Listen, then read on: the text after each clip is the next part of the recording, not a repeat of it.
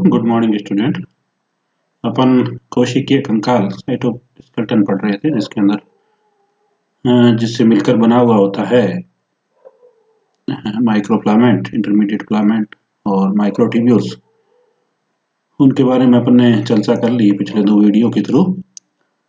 आज के टॉपिक में अपन कुछ वर्ड्स यूज हो रहे हैं उनके बारे में, और कुछ फंक्शन है उसको थोड़ा और समझा देता हूँ, और कुछ जो छोटे मोटे क्वेश्चन इसके ऊपर डेवलप्ड होते हैं उसके बारे में अपन चर्चा करेंगे इस लेक्चर के through. Related biological term actin, जो कि सूक्ष्म तंतु जो माइक्रोफिलामेंट है उसके निर्माण में सहायक होते हैं, जैसे G actin. The protein that spontaneously comes together to form microfilament, जो स्वतः ही आपस में आके जुड़ते हैं जब ये ट्रिप्लिकेट फॉर्म में होते हैं, या तो और ये एटीपी की सहायता से आपस में जुड़ते हैं। तो ये actin protein, G actin, globular actin protein, जो जुड़कर जब स्ट्रैंड रूप में जुड़ता है छड़ी नुमा आकृति के रूप में, और स्पाइरली ये जुड़ते हैं, और तब ये फिलामेंटियस एक्टिन या एफ एक्टिन कहलाते हैं। और जैसे ही डीफॉस्फोरिलेशन होता है एटीपी का, तो ये डीएसएमएल हो जाते हैं।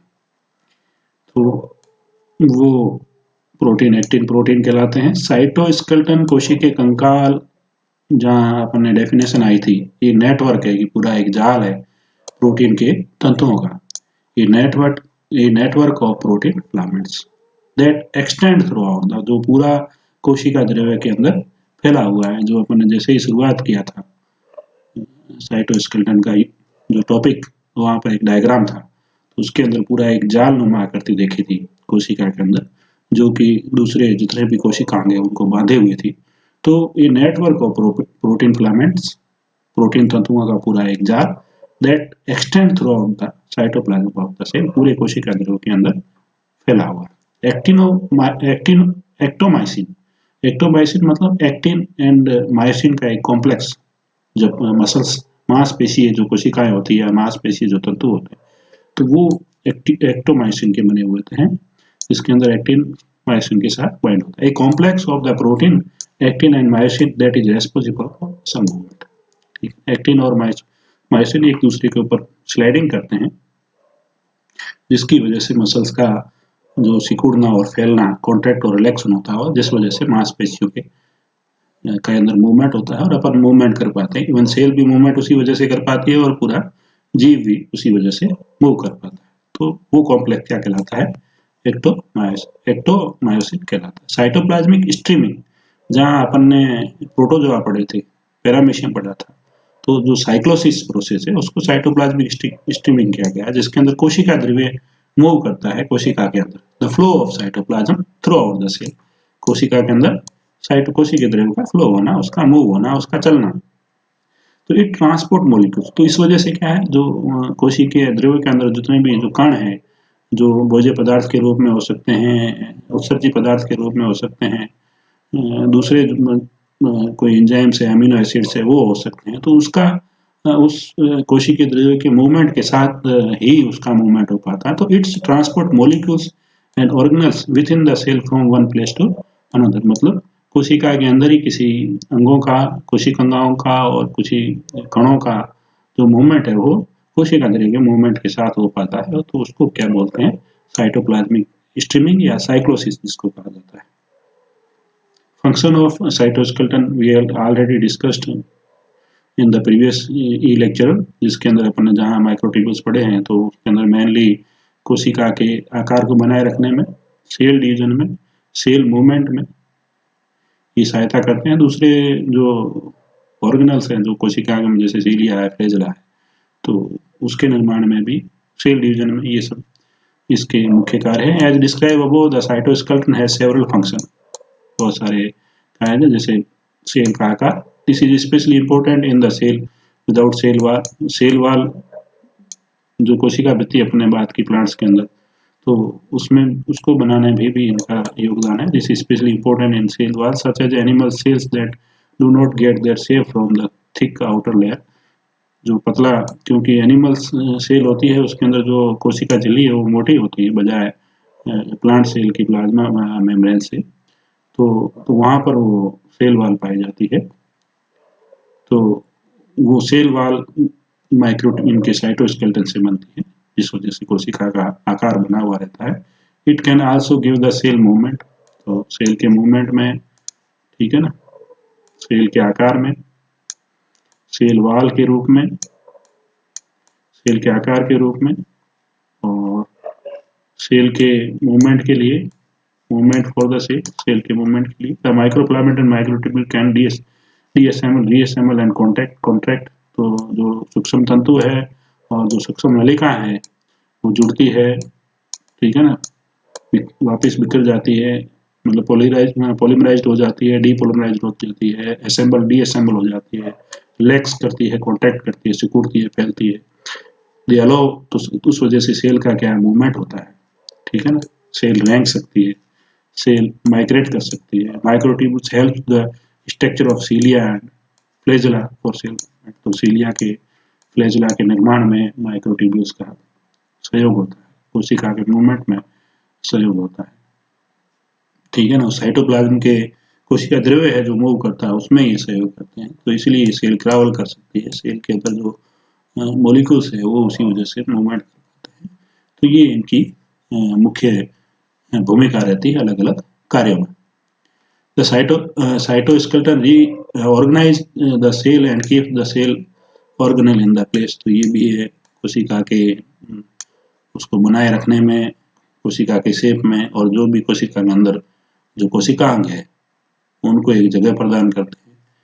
But it also aids in the movement of organelle throughout the cell, यदि थोड़ा बहुत कहीं कोशिकाओं में मूवमेंट होता है तो उसके लिए भी हेल्प करती है। फॉर एग्जाम्पल ड्यूरिंग एंडोसाइटोसिस, उदाहरण के रूप में देखा जाए तो जो एंडोसाइटोसिस होता है, when the cell engulf a molecule, जब कोशिका किसी कण को ग्रहण करती है तो माइक्रोफिलामेंट्स क्या करता है, पुल द वेसिकल्स, उस जो एक वेसिकल बना है उसको अंदर की तरफ खींचता है, तो वो सूक्ष्म तंतु उसमें सहायता करते हैं। Vesicles contain the engulfing particles into the cell, तो किसी कोशिका ने बाहर से कुछ भोज्य पदार्थ या कोई भी कण ग्रहण किया है तो जो माइक्रोफिलामेंट्स है वो उसको अंदर की तरफ खींचते हैं, तो यहाँ सूक्ष्म तंतु सहायता करते हैं। Similarly the cytoskeleton have to move the chromosomes during a cell division, कोशिका जब विभाजन होती है तो जो क्रोमोसोम है तो वहाँ भी उसके क्रोमोसोम को एक ध्रुव से दूसरे ध्रुव की तरफ ले जाने में भी जो क्रोमोसोम में क्या कहते हैं माइक्रोफिलामेंट्स है वो सहायता करते हैं कि स्पाइंडल जो फाइबर है वो इससे बनते हैं, स्पाइंडल जो तंतु है उनका निर्माण इससे होता है। One analogy for the cytoskeleton the same the frame of building like a building frame, तो ये एक जो जैसे बिल्डिंग का जो फ्रेम तैयार होता है उसी तरह के साइटोस्केलेटन भी एक कोशिका के लिए फ्रेम तैयार करता है। The cell keeping the structure in a place, जितने भी स्ट्रक्चर उसको एक जगह रखते हैं। प्रोवाइड सपोर्ट, उसको सपोर्ट प्रदान कर दें। Giving the cell a definite shape, एक कोशिका को एक विशेष आकार प्रदान करते हैं, उसको सिमेट्री देते हैं, उसको समिति प्रदान करते हैं। तो ये विभिन्न कार्य हैं जो कोशिकीय जो कंकाल है उसके द्वारा संपन्न किया जाता है, या उसके द्वारा ये सारे जो कार्य है वो हो पाते हैं। माइक्रोफिलामेंट्स हैव रोल्स इन, तो माइक्रोफिलामेंट्स का ये कुछ क्वेश्चंस है जो इसके अंदर मैंने ऐड कर दिए हैं। माइक्रोफिलामेंट यानी कि सूक्ष्म तंतुओं का क्या रोल होता है, साइटोप्लाज्मिक स्ट्रीमिंग में भी होता है, मांसपेशी संकुचन में भी होता है, कोशिका के मूवमेंट में भी होता है, तो इसके लिए all of the above answer होगा। आर माइक्रोफिलामेंट्स वाइडर देन या थिनर देन, या are the same size of as microtubules, no they are thinner. सबसे जितना भी कोशिका कंकाल के अंदर आने वाले जितने भी है माइक्रोफिलामेंट, माइक्रोट्यूब्यूल और इंटरमीडिएट फिलामेंट इन दोनों के बीच में आते हैं, बीच का आकार होता है। ये माइक्रोफिलामेंट जो सूक्ष्म तंतु ये सबसे छोटे होते हैं, माइक्रोट्यूब्यूल सबसे बड़े होते हैं। तो माइक्रोफिलामेंट इज थिनर देन, मतलब पतला होता है माइक्रोट्यूब्यूल्स, सूक्ष्म तंतु सूक्ष्म नलिकाओं से पतले होते हैं। What protein forms a complex with actin in muscles, जो एक कॉम्प्लेक्स बनता है, निर्माण होता है मांसपेशियों के अंदर एक्टिन के साथ, तो वो कौन सा दूसरा वो उस कॉम्प्लेक्स का नाम क्या है, उस दूसरे प्रोटीन का नाम तो मायोसिन है, लेकिन उस दूसरे उससे बनकर जो क्या कॉम्प्लेक्स बनता है उसका नाम एक्टोमायोसिन है। जो प्रोटीन है दूसरा वो तो मायोसिन है, लेकिन जो कॉम्प्लेक्स है वो एक्टोमायोसिन।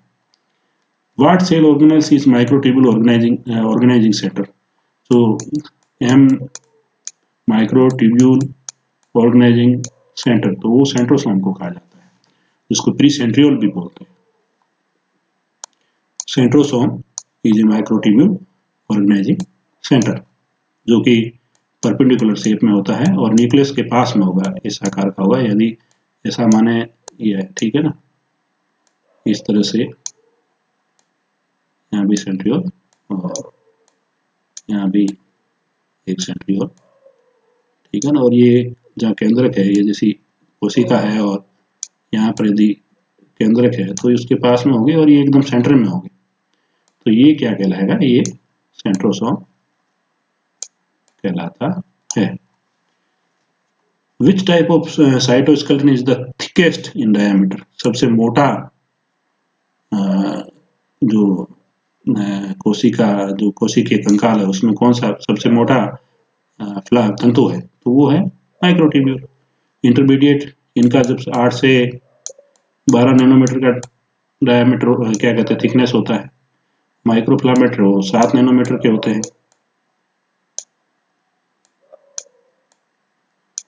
और जबकि ये 25 नैनोमीटर के आसपास होते हैं। तो सबसे जो मोटा है वो होगा microtubule. Which function of the cytoskeleton, cytoskeleton के क्या कार्य, कोशिकीय कंकाल जिनसे बने हुए उनके क्या क्या कार्य है, सेल को शेप प्रदान करना, ठीक है, कोशिका अंगों को एक जगह पर बनाए रखना, सेल के मूवमेंट के लिए, कोशिका के विभाजन के लिए, दूसरे जो कोशिकीय अंग है जैसे सीलिया है, फ्लैजेला, उनके लिए, साइटोप्लाज्म कोशिका द्रव्य के अंदर जो मॉलिक्यूल्स मूवमेंट होते हैं उनमें सहयोग के लिए, तो it's provide support to the cell, cell shape, कोशिका के आकार के लिए, कोशिका के सपोर्ट के लिए, ठीक है ना, कोशिका के मूवमेंट के लिए, मसल्स के मूवमेंट के लिए, सेल विभाजन के लिए, it's also help in the movement of cell, तो इसके लिए आप वो आएगा। Thank you. तो साइटोस्केलेटन का जो टॉपिक है वो यही समाप्त होता है। Thank you.